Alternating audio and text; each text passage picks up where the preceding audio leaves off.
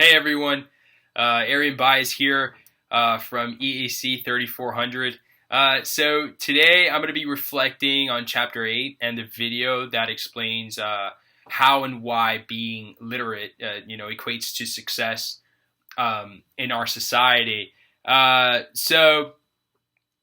Basically, through what I was able to learn um, from the NELP study and analysis, and eventually it led to its results, was that that literacy isn't just contained. Early literacy, or literacy for the fact of the matter, isn't contained to just reading and writing. There are many components that revolve around a child's ability to learn how to read and write, and some of which include being able to recognize sounds, familiarizing the child, being familiarized with words, language, and essentially it's the basis that a child has, the foundation that a child has to be able to write, communicate, and socialize uh, later on in the future. Aside from that, I found it fascinating how there are a number of early literacy foundations that that,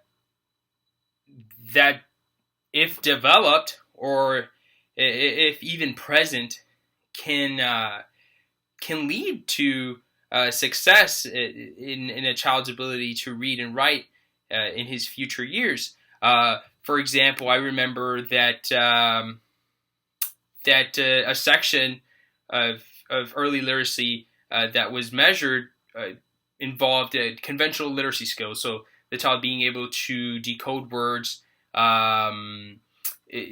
decode non-words, and even identify identify spelling, or how to spell. So I know that had a strong determinant factor in how a child was able to read and spell and decode words later on. Other categories include general abilities like the child's IQ, that had an influence over literacy skills, as well as print related skills, how the child is able to identify the alphabet, the letters, what concept he has of print, and how what reactions does a child have with words. Additionally, I believe phonological processing was a category, and that involved how the child was able to connect words with sounds, letters with sounds, how two letters maybe together come to make a specific sound. And lastly, visual skills. So how the child's motor and memory and perceptual skills were able to help him, to read, to be able to read and communicate effectively. So based on the vast knowledge that I've acquired from both sources, I feel like as a teacher myself, coming in on Monday, I plan on exposing my children to sounds, words, and letters. At any given time. It doesn't necessarily have to be at a specific point in time in your class, schedule. If I'm not mistaken, from our previous module, one of the things that related to early literacy success was how much a child is spoken to, and how many words a child is exposed to. So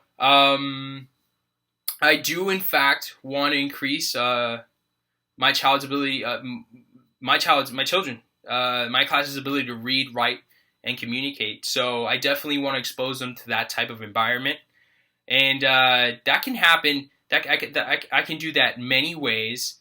As I see it, I can read at a minimum 4 books a day. Short books doesn't have to be, anything, crazy or long, but just exposing them to words.